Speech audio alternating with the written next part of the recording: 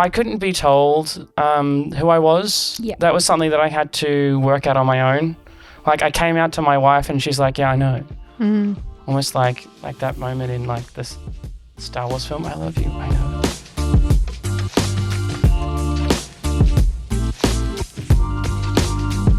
Welcome to Breaking the Binary, brought to you by women and gender diverse people in tech. We're your hosts, Arden Jarrett. And Sarah Fraser. And today we're really excited to get to know Arden Cassie. But first off, we'd like to acknowledge the Awabakal and Worimi people, who are the traditional custodians of the land where we're recording today. We pay our respects to the elders past, present and emerging, and extend that respect to all First Nations Australians on whose traditional lands you are listening from today. So, of course, thank you to our sponsors, including Newy Tech People, Woo! the Port of Newcastle, Yippee! MGA Thermal, We love them. and Fraz Tech. A really swell bunch. Is the pre-scripted follow-ups that Arden wrote for me. Not quite as natural as I thought you'd make it, Sarah. I don't know what you thought I'd be capable of doing natural. So I really want to know what you've been up to recently, Sarah. What's your current hyperfixation? What are you loving? I kind of have two at the moment. On Saturday, I tried to make a corset out of some old curtains. Yeah. And I've also gotten into flower arranging because I spent about 4 weeks I drying saw the flowers. dried flowers. Yeah, in my laundry.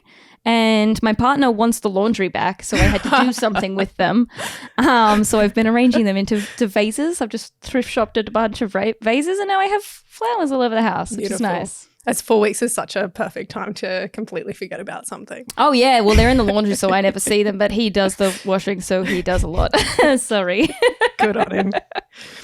What about you? If you know me in my everyday life, you would have known that I went to Blacktown Medieval Fair the weekend before last. And yeah, that was amazing. I made like my whole costume and people kept like stopping me for photos. Anyway, big ego boost. And I also have now decided that there's usually costume competitions, and I didn't go there to win because I didn't realize there was one, but next time I'll go to there to win. Nice. So, go with a winning energy. Yeah. I'm also in my nail era, so growing out my nails and painting them neon colours. That's a lot of fun. That's probably going to last until my $130 nail kit arrives at the end of the week. And then you decide, actually, I'm over this. In the cupboard you go with the rest of the failures. I'm a bit worried I'll use it once. All right, let's get on to the interview. It's amazing to meet another Arden today. I can't believe I've met another Arden. This is awesome. Thank you so much for having me. First off, let's ask some rapid, quick questions. What are your pronouns? My pronouns are she, her. What's a random fact about yourself? So many to pick from. Oh my God. Where do I start? Random fact. I can play lots of instruments. That's Musical cool. instruments, I guess. What's the lineup? Violin, saxophone, guitar, bass, and then I decided to major in voice instead at uni. Oh, Yeah. fun. Learn all these and you're like, nope, stuff that. Yeah. That's guitar. crazy because like I also play violin. I mean, not lots now. I Oh just my grew God, up playing Maggie. violin for ages. Yeah. Actually, also same. Yeah. It gets pulled out like once every 4 months if I'm lucky. Yeah, I like can't believe that I have any skill at all because I'm like, I don't play regularly, and then on the off occasion I do pull it out. I'm like, how does this still It's a little work? bit like riding a bike. Yeah, I did learn that's violin when I was in year 8. Do you reckon I can still do it? Yes, How Sarah. long did you play for? I did for about 2 years. Okay. Yeah. But my teacher did say you would be so much better if you actually practiced. And I said, well, that's too bad. Look, I had the same problem, and instead of not practicing, I have trauma instead. Oh, yeah, Sorry, nice. too much? Good. How do you relax on your days off? What do you do? I don't really relax. There's another recurring theme. I sat down to play some video games on the weekend and then probably played for like 2 hours and then went, I could be doing something useful with my life instead. And so then went off and read a book or like I'll go, oh, actually I need to prepare for that gig that I've got next weekend, which I ended up doing. But I do enjoy running and roller skating. Nice. Yeah. Roller skating, there's a random fact. Yeah, we got one. Circle back around. So what is something that you're proud of? Oh, I'm the first thing that came to mind was I'm proud of me, and I feel like that's really That's allowed. Yeah. that's really intense. Ooh. Yeah, no, I have come a long way to get to where I am now, and to be me, and to be honest with myself, and to the rest of the world, and that's taken a lot of hard work, and I'm in a really good place with that at the moment. So. Yeah, I love it. In a previous episode, Trisha Martin talked about how there's like this theme on dating apps to be like, oh, I want someone who doesn't take themselves too seriously. And it's like, no, like take yourself seriously. Like be proud of everything that you're doing, you know? Nah, don't take myself seriously. Like I remember deciding I must have been like 10 years old or something, and I decided that I never wanted to lose the ability to laugh at myself, because if I did, then I'd become boring. And so I am a total dog, but I embrace that. Yeah. And that doesn't stop getting in the way of the other bits and pieces about, being serious is about knowing when to be serious and when you can just hang loose. I always think it's amazing when you yourself think you're funny, and that's all that's required. Because if you can make yourself laugh. If people are laughing at me or with me, generally I don't mind, as long as it's not at my own expense. Yeah. Well, that's the end of our rapid fire questions. Reasonably rapid this time, so good work. Thank you. Do you work in tech? I already know the answer to this, but I'm going to pretend that I don't. What do you do? Currently, I'm actually teaching mathematics. I did previously spend some time working in tech, and even though I'm not working in tech, would you believe that I am the go-to tech person in the office anyway? Yes. As soon as they know how if you know how to turn on a computer or a printer, you're screwed. This is why you're the go-to tech person. I mean, yeah, it would be amiss if I didn't say that I was only a couple of weeks back that I was on the phone to the school's MSP about how one of the switches was down. And diagnosing that problem for them. Nice. Because I was here and I knew how to pull up command line and run IP config, and so here I am doing the thing because I can. So why did you leave the tech field initially to go into teaching, and how are you thinking about that journey so far? Well, I did it backwards. Yeah. So I studied teaching because both my parents were teachers and my mum's parents were teachers. So I was just, I guess I'll go into the family business. Don't know what else to do with my life. And did that for a couple of years, had a really good time, but had to leave because I am gender diverse. And the employer I had was not going to be down with that. And so I had to make a very difficult choice, and found myself working in an IT firm, which was awesome, had a really good time, and went from knowing nothing to doing a whole lot more than I ever expected I would.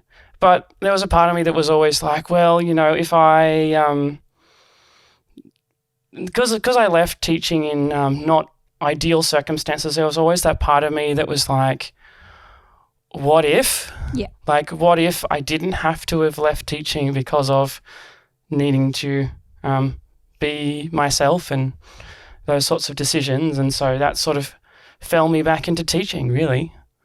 Awesome. And was it everything you thought it would be? Are you loving it? Was it a more welcoming I wish environment? I could say that. That's right. My whole podcast about my career was like trauma. Yeah. There's been parts that I've really, really loved. Yeah. And there's other bits that have not worked out the way that I had hoped or expected. And so I'm sort of feeling a little bit almost in no man's land at the minute, not knowing where I'm going to land next. Was there anything that that made you realize that you had to make a change to be yourself? Oh yeah. Okay. Oh yeah. I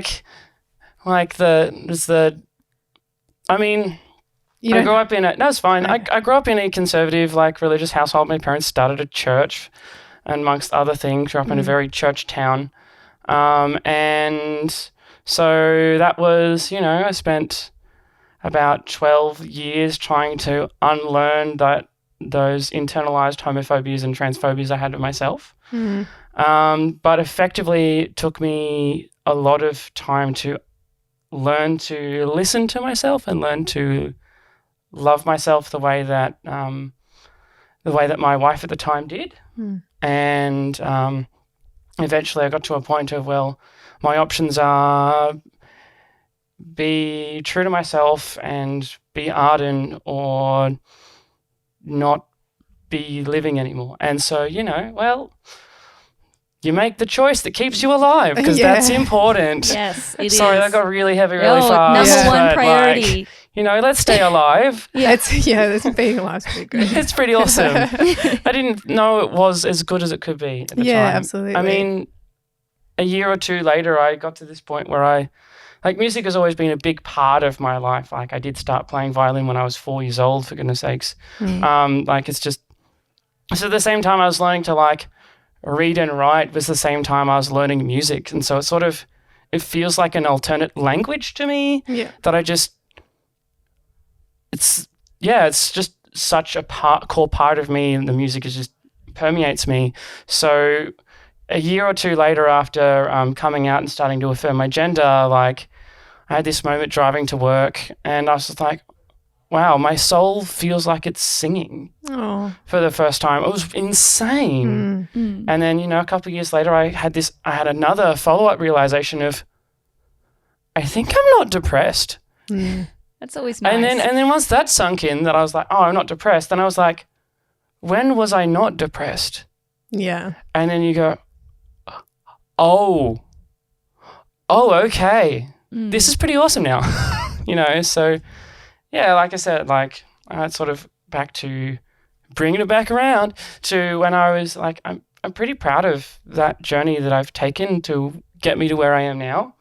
And it's given me so much more capacity to continue to grow myself as a person. I think that's something that my lecturer at university was teaching us as aspiring teachers at the time, was to embed these processes of evaluation and review and self-improvement in the lessons we teach. The idea is you should never teach a lesson the same way twice, because there's always something you could have done better, and always a lesson for yourself as the teacher to learn about what lesson you taught. And I accidentally applied that to my entire life. So it didn't just become about teaching classes and teaching lessons. It became, I adopted that entire journey of self-improvement and self-evaluation to my entire life. And being here now where I am, a big part of that is because of those things that I've done to get myself to where I am now. Yeah, you should definitely be really proud of that. I can see why that was your first answer. Yeah. Thank you. Yeah. So how did you find, just taking it back to when you got so you left teaching and you went into this tech company. How did you find, so did you learn most of that stuff on the job? Did you do any kind of informal or formal teaching at the time? I mean, I've got to confess, I grew up in a very computer household as a kid. So, my dad had worked as in software as well, back in the late 90s, early 2000s. He actually legitimately worked on the Y2K problem. No joke. He actually worked on that, which is super cool. It's crazy to me that everyone just didn't know if the world was going to stop. From all the computers, they were not sure if it'll click over into the 2000s. Yeah, we might end up in chaos. But because that never happened, let's call it the normies think it was a total hoax. It's no, actually real people did real work so that everything worked post 1999. But so my dad was working in IT, so I grew up in a house with lots of computers. I was teaching my mum's friend how to use a computer when I was 8 years old. Oh, goodness. Yeah. she recently messaged me like last week and went, I remember when you were like 5 and teaching me how to use a computer. And I was like, I think I was at least 8, but thank you. So computers have always been something that comes naturally to me. I'd worked in like audio-visual production, mostly on the visual side, making computers running like Windows 2000 to connect to a projector. The good old days. When I was in primary school, like when you had to go back into the display settings and manually turn on to tell the computer that it's connected to a projector, like computers were always something I'd done and like poked around with. Like I was teaching and I was bored. I was like, you know what'll be fun? I'll teach myself how to code. So I went over and taught myself how to code, and I was like, well, Python seems lame and easy, so let's learn to code in C. I'm Team Python. Hashtag Team Python. like no shade. I just was like, let's pick a really, really difficult one. Yeah. Because sure, that makes sense. So I'd done that. So computers have always been in my life, but had nothing formal to my name. So when I found myself with this organization, I did start at the bottom because I didn't have any formal training, and I was like, well, if you can convince 30 students to get some level of excitement about mathematics, I think you can manage to handle one grumpy customer on the phone who's unhappy about the particular functions of your software. So I started at like first line support, taking those phone calls and emails, and it's very depressing in support sometimes. Like no one ever calls to go, hey, just want you to know we used your product and it's just really awesome. It's always fantastic. It always works. You only ever hear about how it's like broken. Yeah. So you end up getting this I think you get this distorted view of just the software's rubbish. It must always be broken. If I'm always taking phone calls of it always being broken, then I can't believe that people actually use this. Like, how do people live with this? There you go. Everyone rings support just to tell them that they're doing a great job. If you've got a support person that is really good, just give them a call. Just go, hey, just check in. Just checking in. Make sure you're okay. Just want to tell you that it's actually really great. Yeah, that's I'm it. so like conflict adverse. I'm always super nice to support people. I'm like, let me know if it's me. It's probably me. But if it is broken, here's the problem. I'm very like, I've already restarted my browser. I've already tried a different browser. I've already restarted my computer. I've already tried the app version. Yeah. No, it's the whole. It infuriates me when something works when you turn it off again, on and off again. Yeah. I'm like, there is no logical reason this should work. There's no reason this should work, and it did, and I'm very annoyed. That's all I do for internet problems. I'm like, clear your cache and then talk to me Clear again. your cookies and turn the router on and off I again. think you're going to have to show me how to do that, Sarah. I work in marketing. So. Yeah. I'm the IT support for my team. I don't work in marketing. Yeah, so that's sort of where I found myself, and I couldn't help myself but get interested and get excited about like working on things and fixing things for people when I could. So, someone would call up and go, oh, I've got this problem over here. And, well, I was sitting there going, well, I mean, I'll have a look at it. How hard could it be, right? Famous last words. That's like starting this podcast, Sarah. Yeah, right. Yeah. Like, It'll be easy. a couple of months later, I sit down with one of the managers and they're like, so there's this product we've had for a bunch of years, and no one in support's had the knowledge to support it for a bunch of years, and we'd like you to learn how to support it and bring support of that product back into the support team. And I went, oh, okay. Sure thing. How hard could it be? Yeah. Data warehousing was a time. And so, hop, skip, and a jump later, you're debugging like 100-line SQL queries and Fun. And then bits and pieces, and then they're like, oh, we need you to go help the professional services team for a month. And so I went and helped the professional services team, overhauled their entire ticket management and reporting procedures, because I saw it could be done, and I was like, well, this will help. I actually just did it because I was going to make my life easier and I was lazy. And then they went, wow, this is really awesome. Would you like a job working for professional services? So we moved to professional services. This is great. And, I think that's how a lot of innovation happens, being like, how can I make my life easier? Work smart, not hard. Yeah. Look, Excel is not supposed to be a database. No. But I tell you what, I turned Excel into a database. That's nightmare material. like, you hit refresh on those queries and all of a sudden 4 gigs of RAM disappears. You go and make yourself a coffee and you come back and you've got your report of what you need to ask people to do for you today. So I did that for a little while and was reporting to all of a sudden I was reporting to the COO and I was like, oh, this is...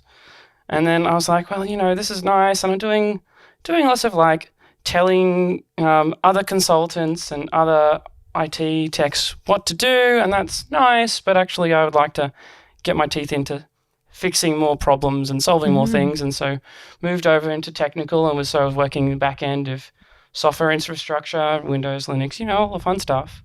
And so that was really, really good. And then eventually got to that point of the idea of the what if I never had to leave teaching came, and that plays on your mind a bit. And I was sitting around going, well, look, I feel like I've gone as far as I can with this organisation and feel like I might be worth a little bit more than what I'm getting. And so, I made that jump. Back into teaching. How did you find going back into teaching after a stint off? It was, Yes. Pretty much. It's been, it was really rewarding and really fulfilling, that connection. I think I sort of came out, I've got to this point of going, well, whilst my formal qualifications is as a teacher, it's bigger than just telling people how to do maths. I never got into teaching because I wanted to teach people how to do specifically maths. Teaching was always bigger and broader about helping people be better people and preparing young people for life post-school. But also, I kind of see myself now more as a communicator. Yeah. One of the things that I put myself into really post gender affirmation in those early years was getting really involved in advocacy and activism for gender diverse people in the local area. Yeah.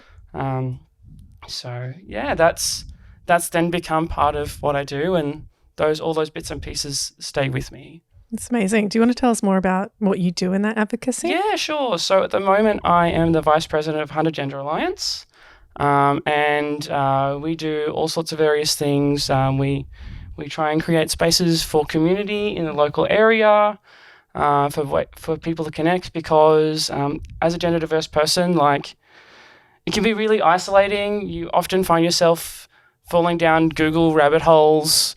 You might find yourself stumbling into a doctor who's able to provide you support, but still you can feel really alone. And that's a shame, because there's so much to be learnt from people who have walked that journey and been in that space before, but also to find people who are walking that same journey at the same stage that you are. Yeah. And so building those communities and creating those spaces is really important and valuable. That's one of the big things that we do. We've worked a lot with health professionals to provide training and support materials to better empower them to provide care to gender diverse people, and some other bits and pieces along the way as well. So that's been amazing. Yeah, I love that. Even just having, in a way, role models, but we always say you can't see what you can't. No, you can't be what you can't see. That's and especially growing up with religious backgrounds, which still happens a lot. You might find yourself in a situation where you don't know anyone who is how you think you are. Look, it was very hard to imagine myself growing up into being a trans person who had my life together and it wasn't a disaster in the 90s and the noughties, when the people I was growing up looking up to were the Australian cricket team. Yep. Or footy players, And, good for them, and people look up to them, and that's totally fine. Yeah. But I had no way to see myself in the world. And so one of the things that within that community creating and building, I see so much value into creating not just one-dimensional communities, but intergenerational communities. Whether that be connecting older people who are starting the trans journey, or older people who started the trans journey back in the 90s, who I have so much respect for. Yeah. Because they've it's hard. It's not easy being trans, but tell you what, doing it in the 90s, that's friggin' terrifying. Or families who are suddenly finding out they've got their child is gender diverse, and that's terrifying because as a parent you start to question, well, what's my child's future going to look like? And so then to build the communities, connections across older people who've been doing it for a while, and young people who can look up and see perhaps someone like me, I know that would have changed my entire world and universe. But also for the parents to see that, hey, actually their child is going to be okay and they can have a future as well. Absolutely. And be healthy and happy, yeah. All of that. Love it. Amazing Love it so to see much. that impact. Yeah, so good. How do you have any advice on how people would find doctors that can provide that appropriate level of care? If that's not too big of a question. No, it's an extreme challenge for the community at the moment. Yeah. It's a really big challenge, particularly because in the health space, a lot of medical professionals do have fears around if I provide this advice or support to someone, then I might get in trouble for it later. Yeah. Especially because, it's way worse over in the US, the UK, what stories of detransitioners pop up from time to time. But the percentage of people who detransition, you're talking about 1%. Yeah. 1% of people who access care in this space have some form of regret, and it's not even like the people who do have regrets. It's not even that group is splintered for regrets of differing levels for differing reasons. Yep. Sometimes that might just be because they're in an abusive household. Yeah. Where it's not safe for them to affirm their gender. I usually avoid using the word transition for a lot of reasons. But yeah, it's not safe for them to affirm their gender, or that they're getting constantly hit with negativity around it. And it can be really hard to maintain that sense of self and strength of character when you're constantly exposed to those sorts of comments and thoughts and feelings. But your regret rates on other healthcare interventions are astronomically bigger than 1%. I've heard someone compare it as well, basically being like, I could go and get a face tattoo and no one's going to make me have a psych evaluation when it could impact the rest of my life. Yeah. When it's like, how is that? Yeah, absolutely. But I guess it's just the hoops that you have to jump through when you know already can be a little bit frustrating.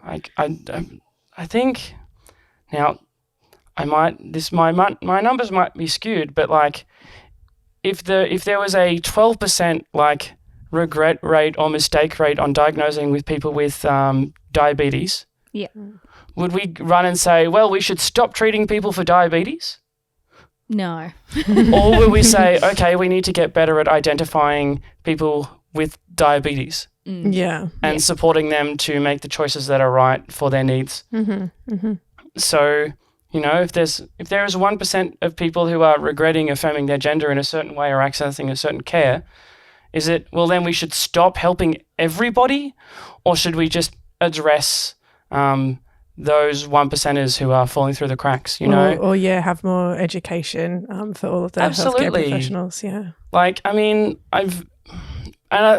think that part of general societal conversations around gender diverse people have a lot that's impacting this. That I keep forgetting that people who don't have gender diverse people in their lives have an entire different set of language for talking about us than we do for ourselves. Like, which is just, I keep forgetting, and it's wild to me every time I come back into it and go, oh, that's right, there's those words that I would never have used. Never even you know, like using. it's not even something that comes to mind or like part of my language. Yeah. But like, so for instance, simply like getting access to HRT doesn't make me a woman, or like I'm not going to finish transitioning when I get the surgery, you know, like these ideas about what the trans journey is, or the trans formula, or what the goal is, or what that looks like is often really heavily medicalized. Yeah. Like if a 5-year-old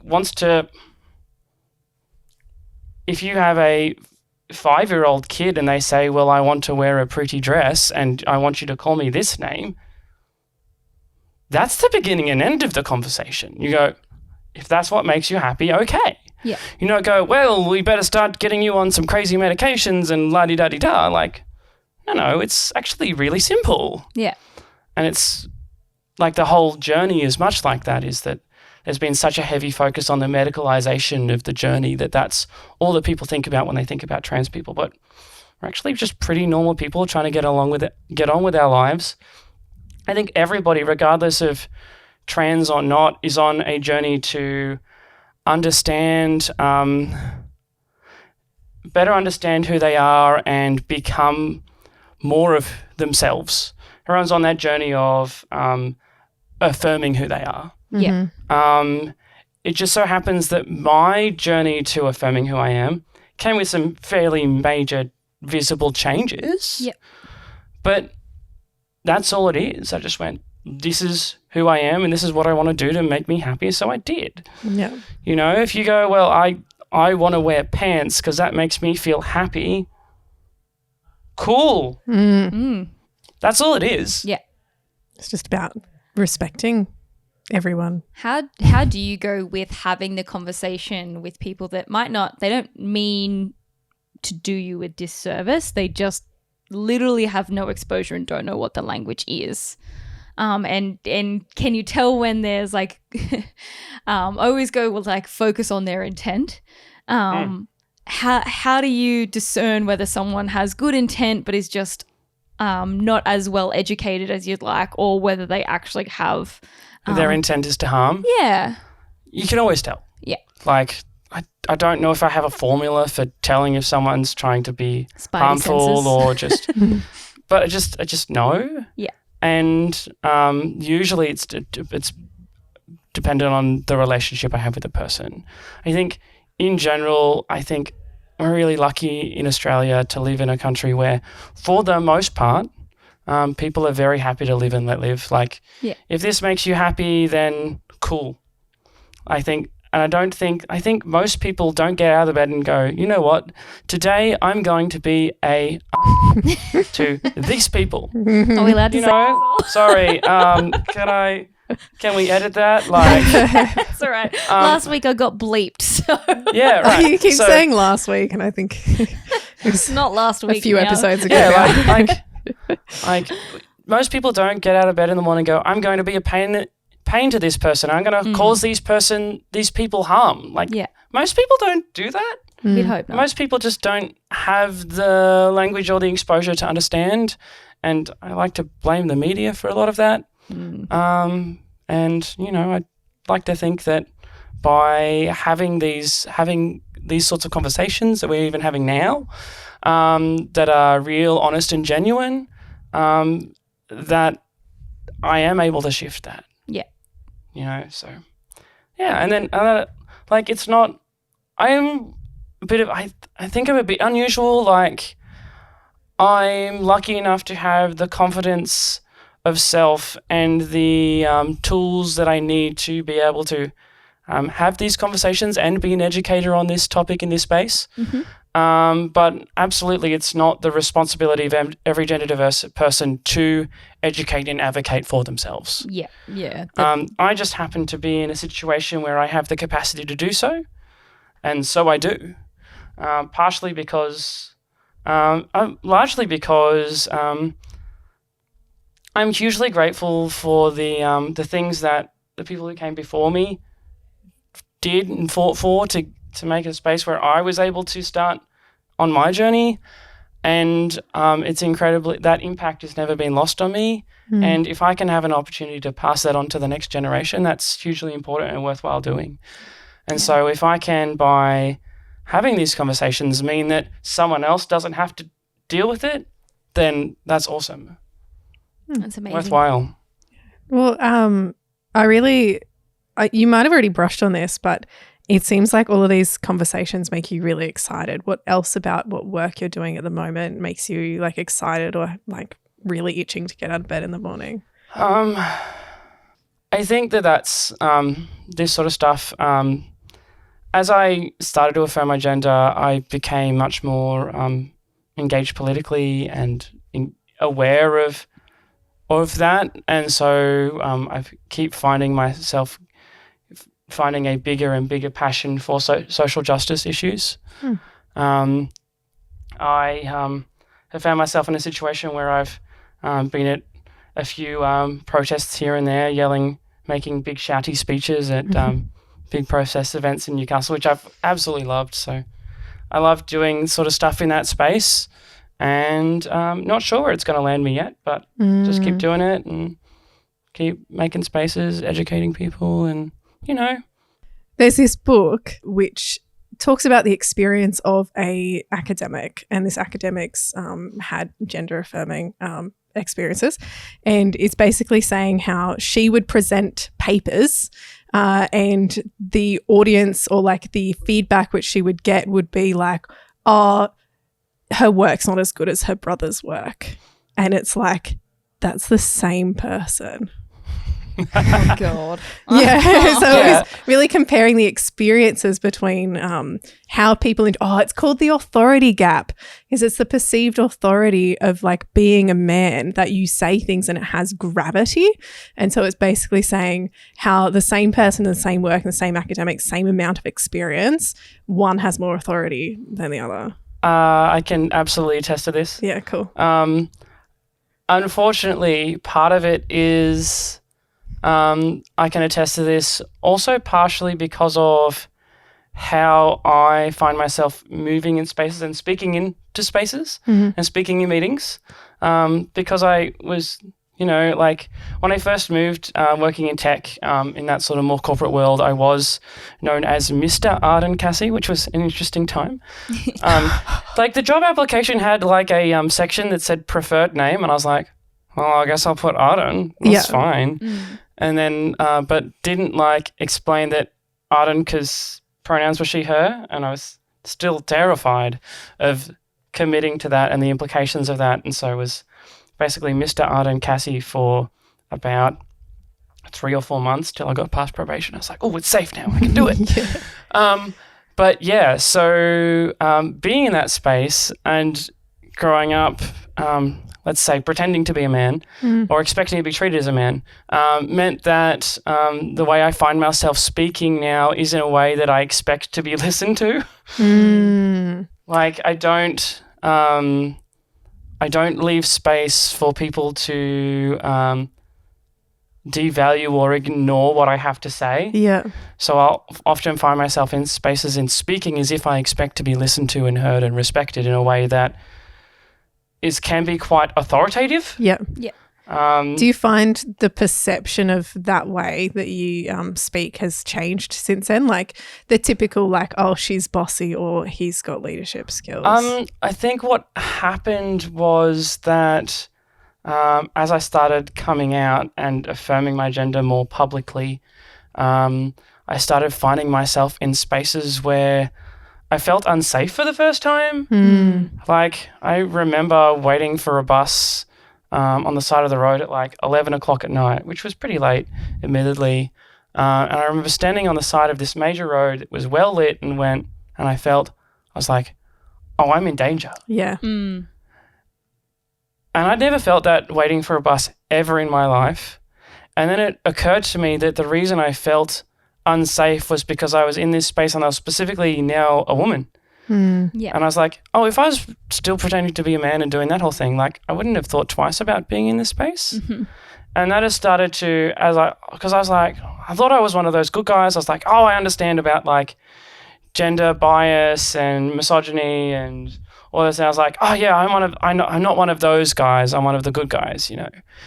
And but it wasn't until I experienced that that gender divide in such that stark way that I didn't fully comprehend, and that rocked my world. Yeah. I totally turned it upside down. I was like, oh, whoa, it's bigger than I had imagined it was. Yeah. We have Go. We have mentioned before that it is really hard to imagine what that experience is like until you've lived it.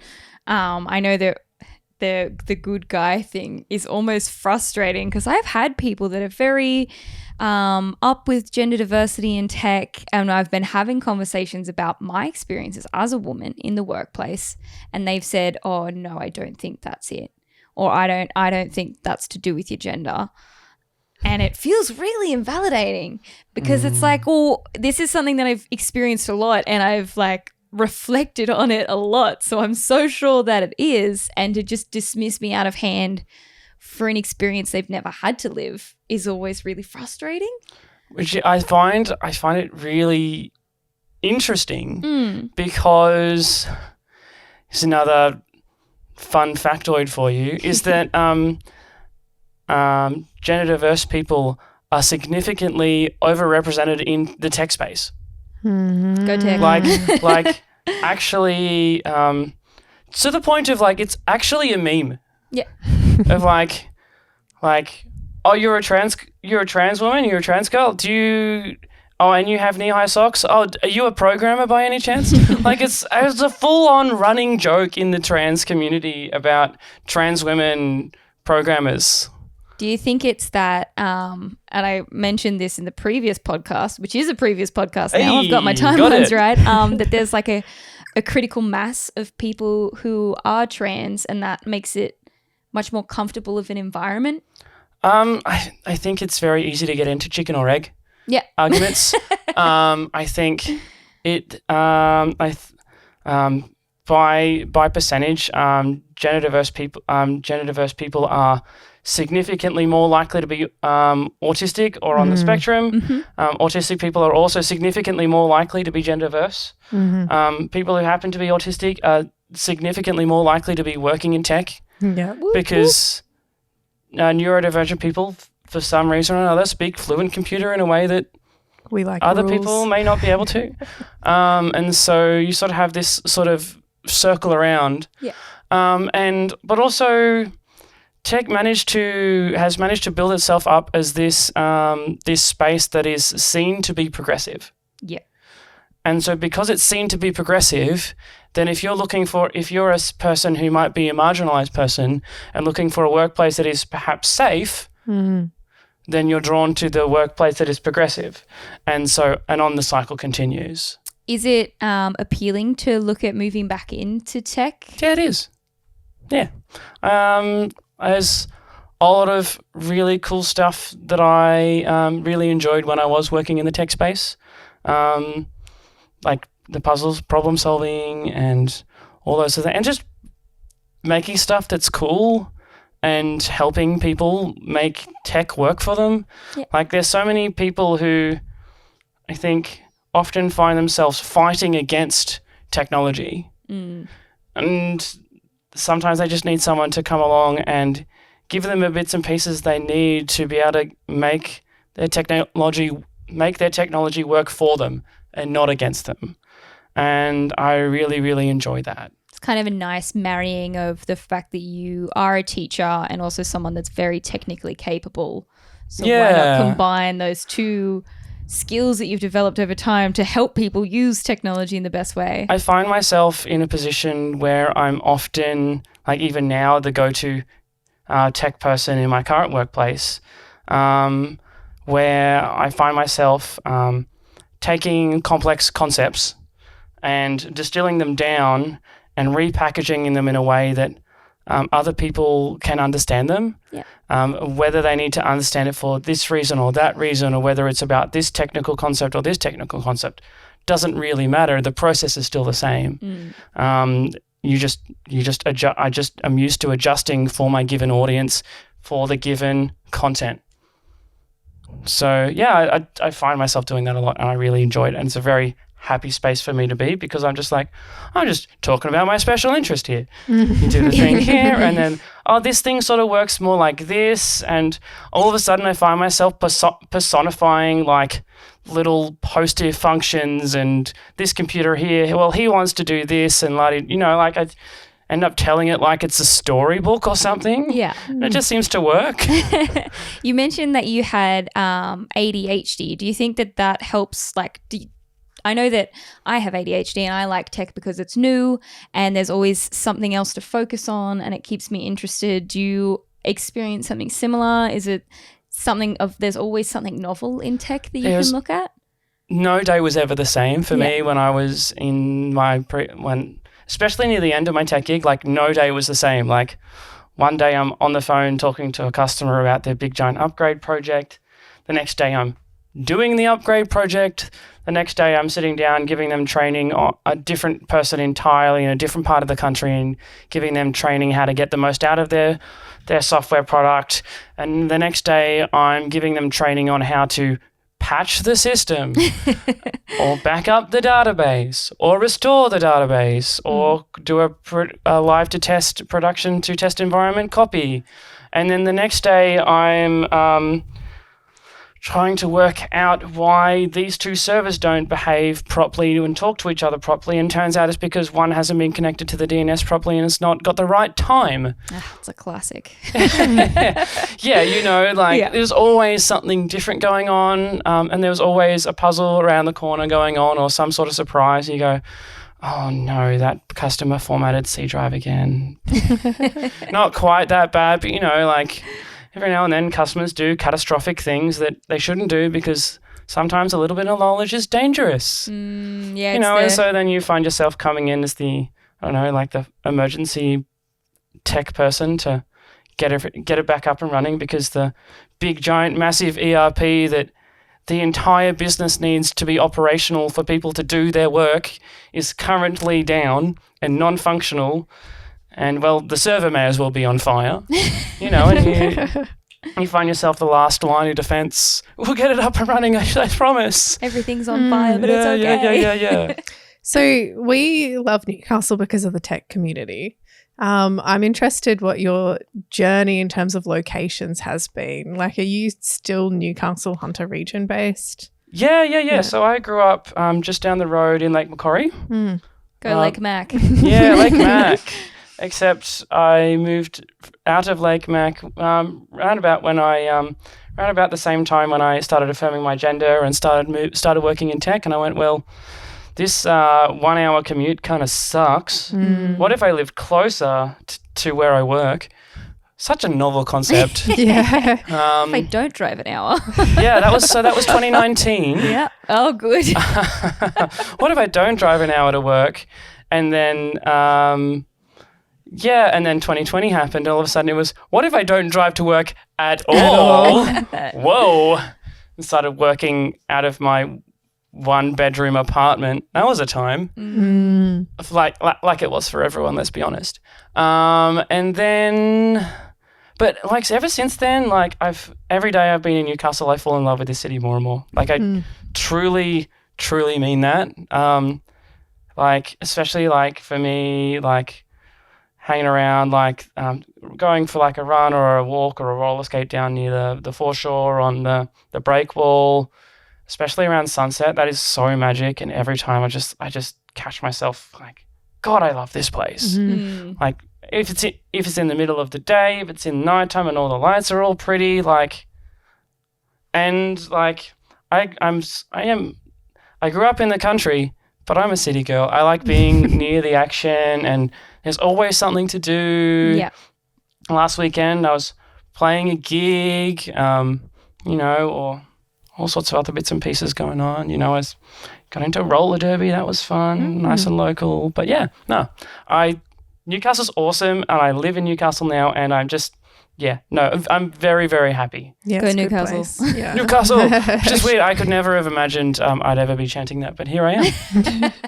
Takes us all by surprise. My father will be so disappointed in me. He's such an avid Queensland supporter, and now I'm going, Newcastle. Sorry, Dad, if you're listening. We have a shit football team, but we've got a good heart. No, they won a grand final a few years back. Oh, true. I don't I was like, follow football, I so can't remember. Oh, yeah, no, I was don't. like 10 maybe. Yeah. a few years back. So what advice, and this might be a big question, but what advice would you give your younger self if you could, and anyone that's going down a similar journey to you, either personally or professionally? You were right. This is a big question. I'll try and let me see if I can get it like brief and efficient for you. That's it. If you like time traveled back and you were like, well, this is a weird I've thing, got right? 2 minutes. What do I say? Like, I don't know if I would say much. Like, I think it would. I have to just boil it down to it's going to be okay. Yeah. Because like I could spend a lot of time. I could spend a lot of time where I am now and looking back and feeling sorry for myself or regretting steps not taken or not taking steps to affirm my gender when I did, or I could say, hey, you maybe shouldn't pursue this particular career path because it's not going to work out for you, or XYZ regrets. But I've come to a point now where I accept that like, hang on, I had it and then I've lost it. ADHD is great sometimes. I know that feeling. So I could regret all those things and choices not made, or I can accept the fact that that journey I went on was what I had to go through to get to here. Yeah. You know, like if I time travel back and went, hey, yo, by the way, you're trans and in this many years you're going to come out and your life's going to be amazing, I would have punched them in the face. I wouldn't believe you. Like, I probably wasn't that aggressive, but, you know, like it's just also I couldn't be told who I was. Yeah. That was something that I had to work out on my own. Like I came out to my wife and she's like, yeah, I know. Almost like that moment in like this Star Wars film, I love you, I know. You know, it was a little bit like that. Like she knew I was who I was before I was ready to be able to put it into words. And so I have to actually accept the fact that although it took me a long time to work it out, it took me the amount of time that I needed. Yeah. Like I needed that long to get to that point. I had to work through all of that stuff to get to that point where I was ready to take that step. And much the same as I am now. Like I've had to work through the stuff and make those choices that I've made to get to the point where I am able to be here now and be the person that I am now and do the things that I'm hugely passionate about. And I'm also incredibly grateful for the experiences and the lessons I've learned along the way. Yeah, they sucked and they're super painful. Like, yeah, who wants some free trauma? But like, I don't wish that upon anyone, but let alone myself. But I'm so grateful for what I've learned along the way and what I've been able to take from that and continue to grow myself into the next version of me and take that and learn and go, oh, well, let's go and do this thing and let's learn how to do this thing. Like, it's all part of the fun. It's good for the plot. It's what one of my friends told me. And Yes. I thought, wow, that's really inspirational. Like, this sucks at the moment, but gee, it's going to be good for the plot. I just wish it wouldn't be so difficult all the time. Yeah. You know, like sometimes you go, look, just every now and then it'd be really nice to have a break. You know, can I just like have a holiday where like nothing bad is going on in my life for a bit? No, there's take a always 5. something to like. There's always something you're working on and always something that's going on in your life. Like, it's just kind of how it goes. But I love the it's all going to be okay. So, yeah. Yeah. Yeah, it's pretty okay. It's been amazing to have you on the podcast today. So thanks for being here. Well, thank you. It's just been so awesome to meet another Arden. Yeah, that's right. That's been awesome. It's a first for both of us. So we have an Instagram now. Follow us on there. Okay, I will. What's your Instagram? Everyone belongs in tech with underscores in between the words. Okay, so it's not everyone belongs in tech with underscores. It's everything underscore belongs underscore That's in it. underscore tech. Yes. Yeah. Okay. I thought that was too long, so I wasn't going to say it. I'll be home searching everyone belongs in tech with underscore. We also have a LinkedIn. We do. We have a LinkedIn. We love LinkedIn. I love LinkedIn because I'm from a recruitment agency. Yeah. And I'm usually the one posting on it. That was a real shock to the system when I moved from teaching to corporate. Yeah. I was like, everyone seems to be in this LinkedIn thing. This is weird. But Yeah, before I worked at the recruitment agency, I was like, LinkedIn is dumb. Ew. And now I'm like, LinkedIn is dumb, but I love it. Hey, LinkedIn is like how I found you again, Sarah. I know. So Yeah, really, thank like you knew each other before here? well, we met each other at a startup accelerator that Sarah was My previous job. and I was with the startup before I worked there. So What a gig. Yeah, I know. yeah. What a time. And now you're here doing Yeah. a podcast. We've got the LinkedIn. We digress. We've also got the meetup, Yep. which you can RSVP to our upcoming events. Fantastic. What else do we have, Sarah? A Slack channel. A Slack channel. And also, please. You guys do work in tech. Yeah. We love Slack. Please review this episode if you enjoyed it. Maybe don't if you don't. Yeah, leave us a good review. Yeah, that's it. That's It'd be what nice. people say.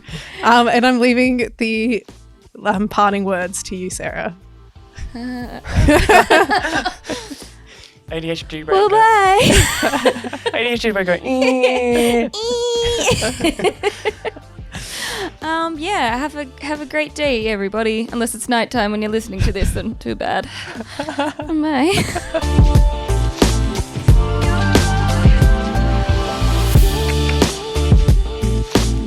We're both sitting cross-legged, which I've realised is how you've been sitting, and I thought that was really comfortable. This is not a Is good it really outro, but comfortable? I always sit cross-legged. Apparently, The it's chairs are a really nice colour. I like them. Apparently it's a neurally diverse thing. You can't sit normally on a chair. I I've saw a also meme heard about it's that, a and I was bi like, thing. oh no. I don't know what that's like. It is also that. It's like, are you queer? It's Can you not it's sit an with your ADHD legs thing as normal? well as the other one. Yeah, maybe they're all just everything. Because that also apparently happens. Also, you two both were smart and wore pants, so Oh, I'd yes. join you, but Yeah. alas, I think that every fashion time. comes first.